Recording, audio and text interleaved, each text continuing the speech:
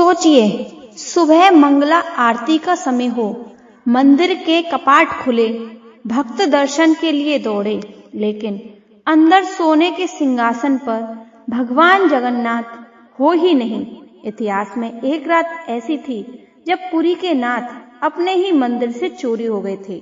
आखिर कौन था वो जिसने भगवान को चुराने की हिम्मत की, या फिर भगवान खुद ही किसी के साथ भाग गए? यह कहानी है बंगाल के एक बूढ़े भक्त रामदास की। रामदास का एक नियम था, आंधी आए या तूफान, हर एकादशी पर वह पैदल बंगाल से उड़ीसा पुरी आते थे।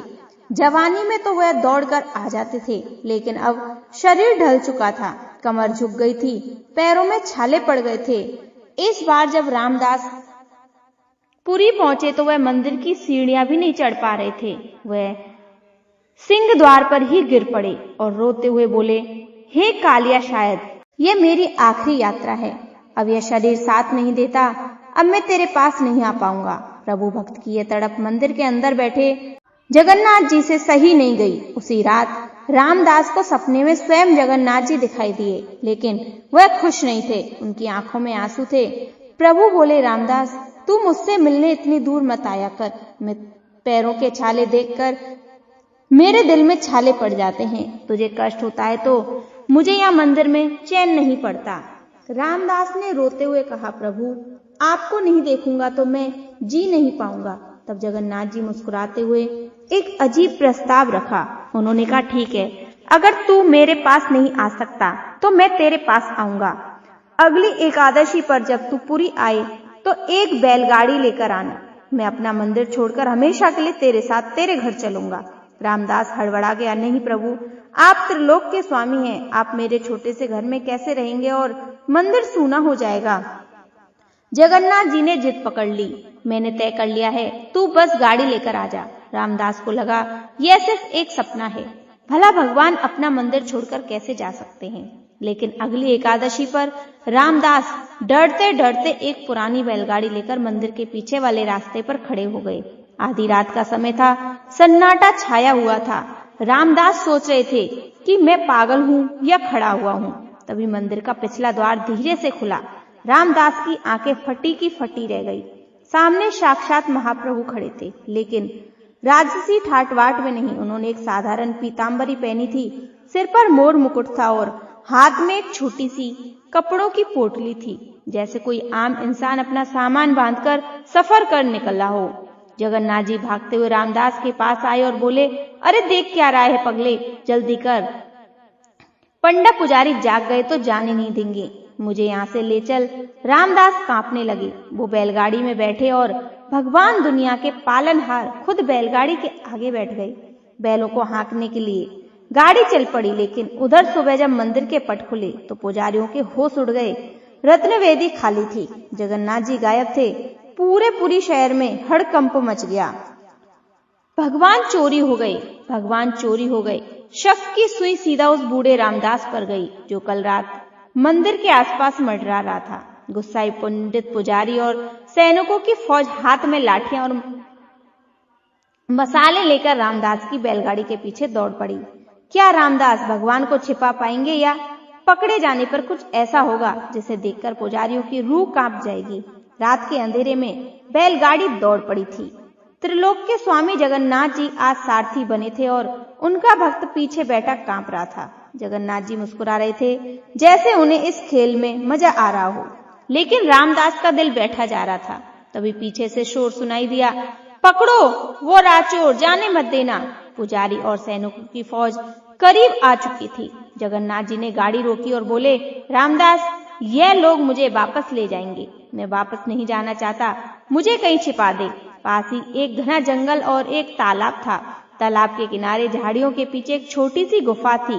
रामदास ने हड़बड़ाते हुए जगन्नाथ जी को उस गुफा में छिपा दिया और झाड़ियों से ढक दिया, लेकिन जल्दबाजी में वह एक बहुत बड़ी गलती कर बैठा। जगन्नाथ जी की पीतांबरी, पीले वस्त्र का एक छोटा सा टुकड़ा बैलगाड़ी के कोने पे ही अटक कर रह गया। चंद पलों में पुजारियों ने रामदास को घेर लिया। पुजारी चिल्लाए, कहाँ है मूर्ति, बता, तूने महाप्रभु को कहाँ छिपाया है। रामदास चुप रहे, उन्होंने सिर झुका लिया।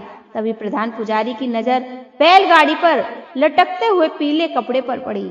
यह वही वस्त्र था जो कल रात भगवान ने पहना था। सबूत सामने था।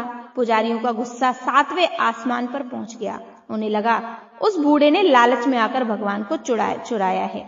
बिना कुछ पूछे उन्होंने लाठियां बरसानी शुरू कर दी। 1 लाठी, 2 लाठी, पूरे रामदास जमीन पर गिर पड़ी। वो हर चोट सह रहे थे, लेकिन मुंह से उफ तक नहीं निकल रही थी। वो बस मनी मन बोल रहे थे, प्रभु आप बाहर मत आना, यह लोग आपको ले जाएंगे। लेकिन तभी सैनिक चिल्लाया, रुको, तालाब की तरफ देखो। सबने मुड़कर देखा। उनके पैरों तले जमीन खिसक गई। जिस गुफा में जगन्नाथ जी छिपे थे वहां से पानी नहीं, गाढ़ा लाल खून बहकर तालाब से निकल रहा था। देखते देखते पूरा तालाब लाल हो गया। सन्नाटा छा गया। लाठियां रुक गई। तभी उस गुफा से एक भारी और क्रोधित आवाज गूंजी, मूर्खो, हाथ मेरे भक्त पर उठा रहे हो और चोट मुझे लग रही है। झाड़ियां हटाकर जब उन्होंने देखा तो वहां कोई लकड़ी की मूर्ति नहीं थी। वहां साक्षात जगन्नाथ जी खड़े थे, लेकिन उनकी पीठ से, उनके हाथों से खून बह रहा था, ठीक उन्हीं जगह से जहां जहां रामदास को लाठियां मारी गई। पुजारी थर-थर कांपने लगे। वह समझ गए कि उन्होंने क्या अनर्थ कर दिया। भगवान रो नहीं रहे थे, उनकी आंखों में आग थी। उन्होंने कहा, शर्म नहीं आती? तुम मुझे पत्थर की मूरत समझते हो जिसे कोई भी उठा ले जाएगा? अरे मैं अपनी मर्जी से यहाँ आया हूँ। मुझे सोने का सिंहासन नहीं, इस भक्त का साथ चाहिए। पुजारी चरणों में गिरकर माफी मांगने लगे, प्रभु अनर्थ हो गया, हमें साक्षात क्षमा कर दो, चलिए वापस मंदिर चलिए। जगन्नाथ जी ने 2 टोक जवाब दे दिया, क्षमा? मेरा भक्त यहाँ खून से लथपथ पड़ा है और तुम्हें क्षमा चाहिए? अब मैं पूरी वापस नहीं जाऊंगा। मैं रामदास के साथ उसके घर बंगाल जाऊंगा। पुजारी रोने लगे। मंदिर सूना होने वाला था। तभी उसकी नजर एक और समस्या पर गई। प्रभु अगर आप चले गए तो हम पंडा पुजारियों का क्या होगा? हमारा पेट कैसे भरेगा? लोग चढ़ावा किसे चढ़ाएंगे? जगन्नाथ जी ने पुजारियों के लालच को देख लिया था। वो समझ गए थे इन्हें भगवान नहीं, भगवान के नाम पर मिलने वाला धन प्यारा है। प्रभु मुस्कुराते हुए बोले, तुम्हें अपनी रोजी रोटी की चिंता है ना? ठीक है, आज फैसला हो जाए। एक तराजू लाओ, एक तरफ मैं बैठूंगा, दूसरी तरफ तुम लोग सोना रखना। अगर तुम मेरे वजन के बराबर सोना तोल पाए तो वो सारा सोना तुम्हारा। पुजारियों की आंखों में चमक आ गई। उन्होंने कहा, अरे भगवान लकड़ी के बने हुए हैं, कितने भारी होंगे, हम तो माला माल हो जाएंगे। तुरंत एक बड़ा तराजू मंगवाया गया। एक पलड़े पर त्रिलोक के स्वामी जगन्नाथ जी बैठ गए। दूसरे पलड़े पर पुजारियों ने अपने गले की चेनें, अंगूठियां और मंदिर का खजाना रखना शुरू किया। लेकिन यह क्या, पुजारियों ने बोरियां भर भर के सोना रख दिया, लेकिन भगवान का वजन नहीं तोल पाए। जगन्नाथ जी आज इतने भारी हो गए थे कि पूरा खजाना भी कम पड़ गया। पुजारी पसीना पसीना हो गए। उनका सारा धन खत्म हो गया, पर भगवान को कोई तोल नहीं पाया। तब जगन्नाथ जी ने रामदास की ओर देखा और कहा, रामदास अब तुम कुछ अर्पण करो। मुझे पता है तुम्हारे पास धन नहीं है, लेकिन तुम्हारी पत्नी की नाक में वो एक छोटी सी सोने की कील यानी नोज पिन है, वो ले आओ और उसके साथ एक तुलसी का पत्ता रख दो। पुजारी हंसने लगे, अरे यहाँ मानो सोना हमने रख दिया, उससे कुछ नहीं हुआ तो एक रत्ती भर की कील क्या करेगी? रामदास ने कांपते हाथों से वो छोटी सी कील और एक तुलसी का पत्ता तराजू के दूसरे पलड़े पर रख दिया। हाथ जोड़कर बोले, प्रभु मैं आपको धन में नहीं, बस अपने आंसुओं से तोल सकता हूँ। जैसे ही वह तुलसी का पत्ता रखा गया, चमत्कार हो गया। धड़ाक जिस पलड़े पर कील और तुलसी थी वो भारी हो गया और नीचे झुक गया और भगवान जगन्नाथ वाला पलड़ा हवा में उड़ गया। जगन्नाथ जी ने पुजारियों से कहा, देख लिया, तुम्हारे मनों के सोने से वजन नहीं तोल पाए, इस भक्त के एक तुलसी के पत्ते से ही मेरा वजन तुल गया। इसमें प्रेम है और उसमें अहंकार। फिर जगन्नाथ जी बोले, जाओ ले लो अपनी रोजी रोटी, लेकिन याद रखना तुम मंदिर में मूर्ति को बांध सकते हो, पर भगवान उसी का होता है जो उसे प्रेम की डोर से बांध ले। पुजारियों के पास अब कहने को कुछ नहीं था। उनका लालच हार चुका था। वो सिर झुकाकर खाली हाथ पूरी लौट आई और रामदास अपनी बैलगाड़ी फिर से हाँक दी। उस बैलगाड़ी में अब कोई मूर्ति नहीं थी, उसमें साक्षात परम ब्रह्मा बैठे थे। वो उस दिन जगन्नाथ जी को अपने घर ले गए। कहते हैं भगवान को कोई जंजीरों से नहीं बांध सकता, लेकिन प्रेम के वश में आकर वह स्वयं अपनी खुशी से बन जाते हैं। बोलो जय जगन्नाथ की।